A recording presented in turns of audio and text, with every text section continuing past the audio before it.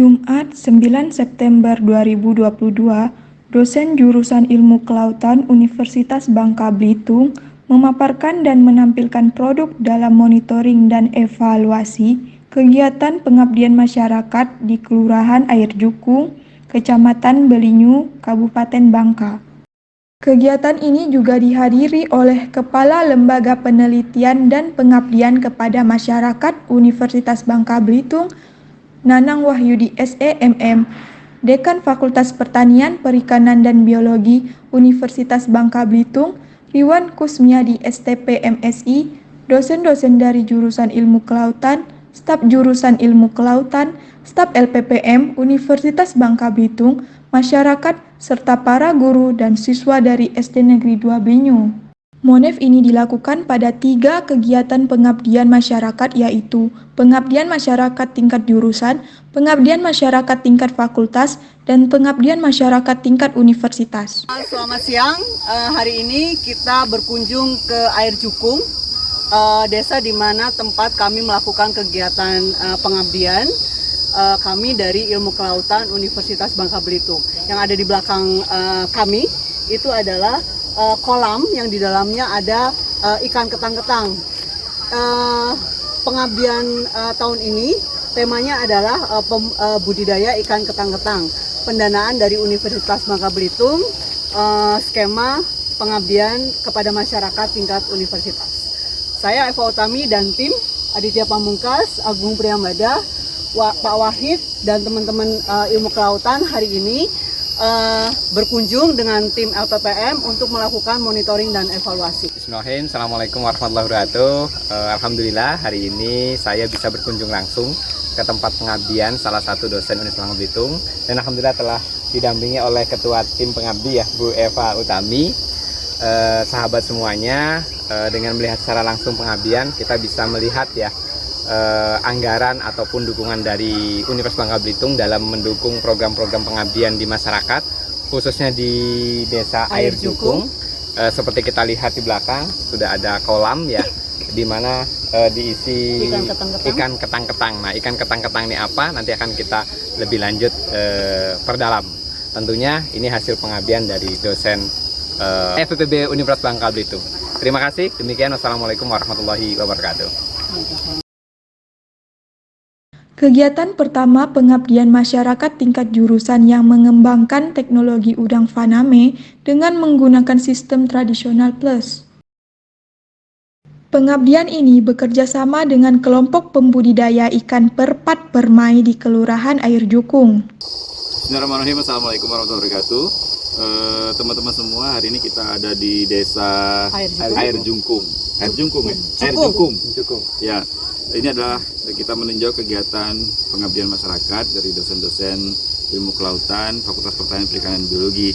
Dan alhamdulillah ya, setelah berkunjung sepertinya perkembangannya baik. Tadi ke sebelah sana juga kami melihat ada kegiatan salah Paname juga ya. Udang Paname ya. Itu juga sudah tumbuh bagus. Artinya itu betul-betul kayaknya bisa bermanfaat buat masyarakat. Dan di sini bersama kita ada ketua kelompok Perpat Permai ya, yang merupakan mitra dari kerjasama dari teman-teman dari ilmu kelautan dengan Pak Sirpandi. Gimana rasanya nih didampingi oleh teman-teman dosen IKL? Kalau saya sih alhamdulillah ya Pak ya. Selama UBB kami dan UBB kerjasama itu banyak terbantu sih. Terbantu ya. Terima kasih kan dengan adanya kegiatan seperti ini. Iya, ada peningkatan pendapatan nggak Pak? Kalau pendapatan sih ada sih Pak. Ada. Relatif Ya. Tapi ada wawasan yang ditransfer, ilmunya ada nambah ilmu gitu ya. Itu. Nambah juga sarana prasarananya, ide-idenya yang baru dapat juga Pak ya. Iya. Ada berapa kelompoknya Pak? Jumlah kelompok itu orang 10. Orang 10 ya. Dan semuanya merasa senang ada. Alhamdulillah. Mudah-mudahan kegiatan ini bisa berlanjut ke depan, disupport oleh Pak Nanang dari Pak LPPM UBB, dan mudah-mudahan kita bisa mencapai tujuan kita bersama ya, bersama kita kuat.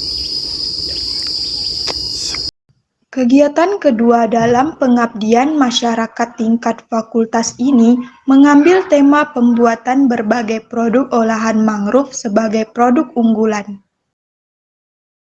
Produk-produk yang dihasilkan antara lain brownies dan bolu dari tepung mangrove, keripik mangrove, sirup mangrove, dan nata de nipa dari buah nipa.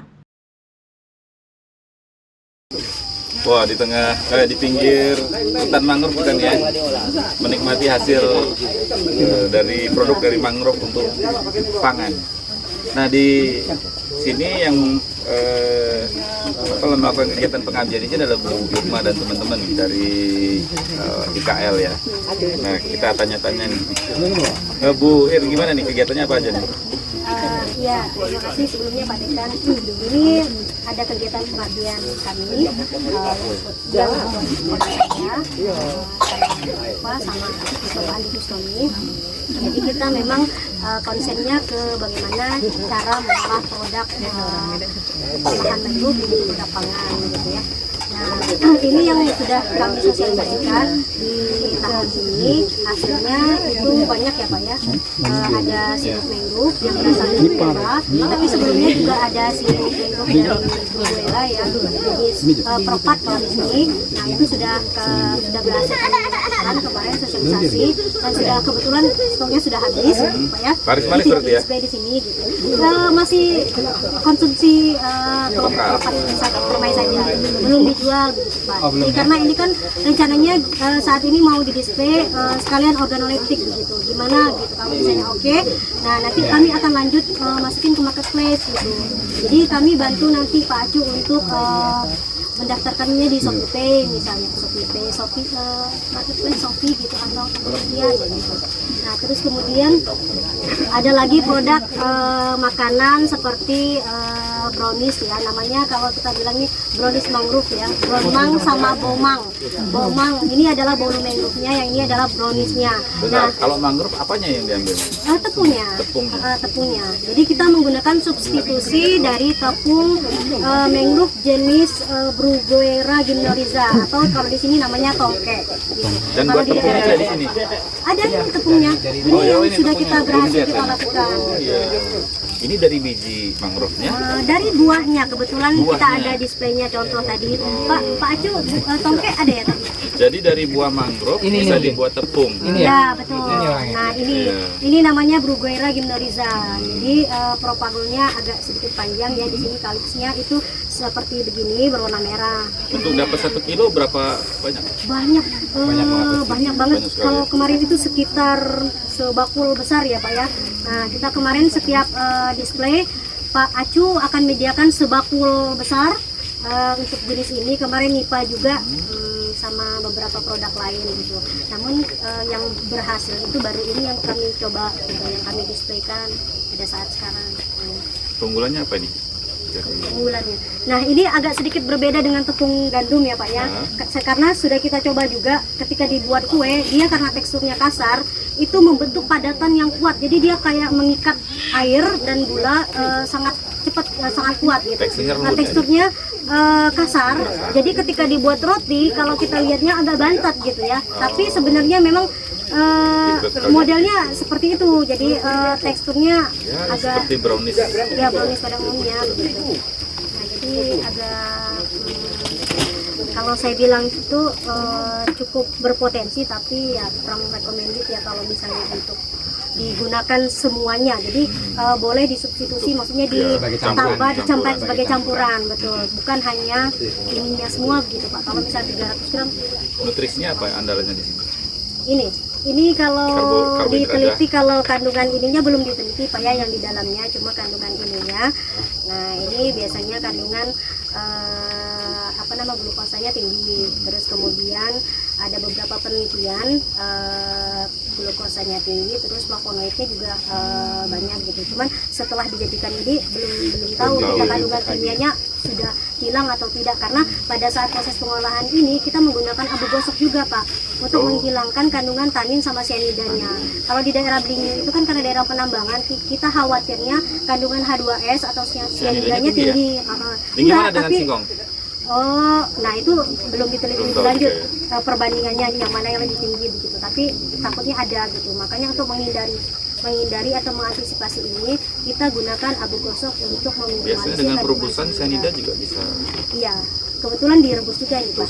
Jadi tahapannya cukup panjang. Jadi kalau Kayaknya tadi direbus udah cukup kayaknya. Dari saya nggak berani. nggak berani karena Oh, ini kan mau riset lagi. dimakan begitu kan, mau dimakan jadi seminimal mungkin mengurangi efek begitu. Jadi saya redam dulu 30 sampai dengan 1 jam, 30 menit sampai dengan 1 jam untuk abu gosoknya.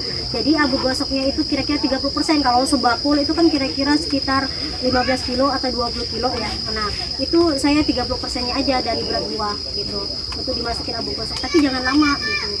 Nah, terus kemudian baru bisa direbus, baru diiris tipis-tipis. Kalau saya bikinnya biasanya menggunakan food processor ini, karena kan kalau ngirisnya harus pisau tebal ya. Kalau saya itu kan tipenya itu yang praktis dan cepat begitu. Jadi tinggal dimasukin aja food processor, diiris tipis-tipis, baru habis itu dijemur. Oh, dijemur ya? Nah, Nggak open. direndam sebelumnya kan, baru habis itu direbus, baru dijemur Pak, baru bisa Kering baru diblender. di Jadi ada tahapan dan prosesnya cukup panjang untuk menghasilkan yang seperti ini Pak. Nah ini sebenarnya di daerah lain seperti di daerah Semarang ya, Kesemat ini memang sudah ada proses pengolahan seperti ini, cuma belum ada di Bangka Belitung ya, dan belum tersosialisasikan, dan mereka pun dan ini juga kita coba-coba sendiri karena di sana itu nggak dikasih tahu spesifik takarannya harus berapa gitu, jadi masih rahasia perusahaan gitu. Dan ini saya inovasikan ya seperti ini modelnya, harus ditambah apa. Nah, produk ada ini saya tambahkan substitusi apa coklat apa gitu, modelnya yang varian kita lah.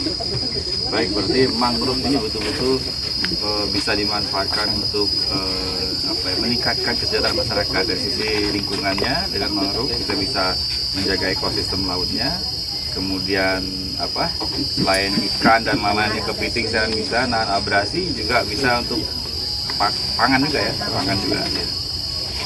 Banyak produknya. Ini cukup banyak Pak, cuman nggak di-display semua. Nah cuma kita tidak tahu ya Pak Acu ya nanti yang mana yang concern akan dijual oleh Pak Acu gitu. Karena ini sebenarnya kegiatan pengabdian ini baru jalan sekitar 80% Pak ya, karena mau masuk ke marketplace dulu, terus kemudian mau negosiasi Pak Acu mau bikin apa. Nah kami nanti untuk kedepannya mau bikin sabun Pak. Cuman ini masih saya teliti di lab harus kandungannya berapa persen gitu mau. Jadi nanti sabun batang sama sabun cair rencananya gitu. Di lokasi pengabdian ini juga terdapat pengembangan budidaya ikan ketang-ketang Scatophagus argus yang merupakan bentuk pengabdian masyarakat tingkat universitas. Monef ini juga diikuti dengan kegiatan penanaman mangrove bersama siswa kelas 6 SD Negeri 2 Belinyu. Bibit mangrove yang ditanam merupakan bibit yang dihasilkan dari kebun bibit mangrove jurusan Ilmu Kelautan yang telah dikembangkan dalam beberapa tahun terakhir ini di Kelurahan Air Cukung.